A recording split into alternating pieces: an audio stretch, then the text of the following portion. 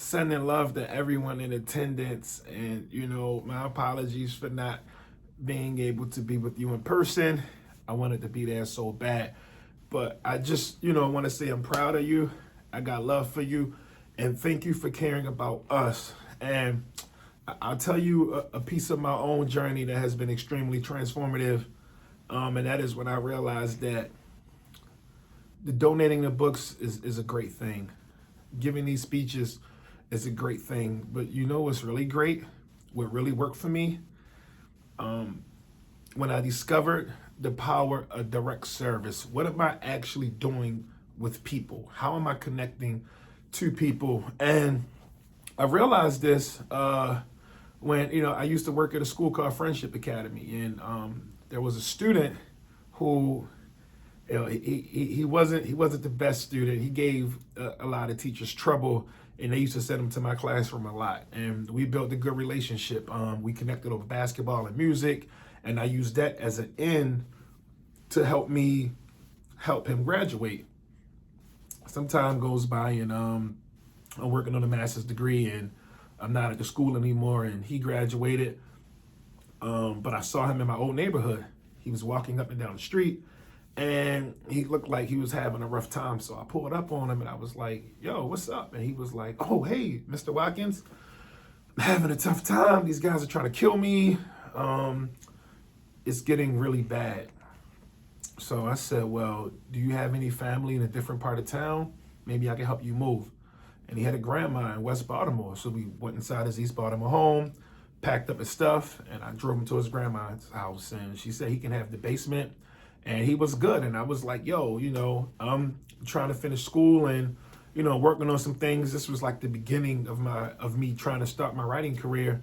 But I told him, even still, if you need me, I'm going to pull up. So he calls me up a couple of days later. He was like, "My grandma's house is cool, but, I want to go to college. I want to do what you're doing." So cool. So I took him up to Coppin State University, and he couldn't enroll because he didn't take the SAT, right? So that was like a no. So I took him to Baltimore City Community College, and there, it was a go. But he couldn't enroll on that day because he didn't have an ID. So I took him to motor vehicles to start the process of getting him an ID, which anything like I know, sometimes motor vehicles takes a long time. But we found the birth certificate, we found the social security card, we had the mail, we had everything we needed to get him an ID, and we got him an ID, and we went straight to Baltimore City Community College. And we were persistent, and we were, trying to get the ball rolling. And the woman in the office appreciated that, so she gave the young man a computer. So now he's out of the neighborhood, he's in a safe space, he's ready to go to college in the fall, and he actually has a free laptop, so he can be able to do his classwork. So he calls me again, and this time he says, "Well, going to school, I'm going to need some money. Anybody hiring?" And it just so happened everything was aligning because I knew a guy at a restaurant that was located across the street from where I went to school, who said he needed someone to, run plates and dishes, and not actually be a waiter, but to be a person to run plates and dishes up and down the steps. So that worked out. So I brought him down there. He had an interview, was hired on the spot. So now he has the American dream. He has this spot at his grandma's house and his ID and a laptop, and he's going to college. Everything's working out. And, I'm feeling like this is what it's about. Like, I was extremely happy. I did what I had to do to help this young man out. So the fall rolls around and school starts, and I didn't hear from the kid too much anymore. But I did go to that restaurant. I was going to check on him. And the guy who gave me the job said, "Your boy never showed up." So I said, wow, if he never showed up to the restaurant, then I know he probably never showed up to school. So I didn't think about going to the school. I was dialing his number, and the number had changed or been disconnected or whatever. So then I decided to drive over to his grandma's house, the woman who let him stay, when we first reconnected. And she said, "That boy left over a month ago. I don't know where he's at." So I was like, man, I did everything I was supposed to do, but maybe it's not really working out. And then some time went by, and there's other kids to help and other programs and places for me to pour energy into.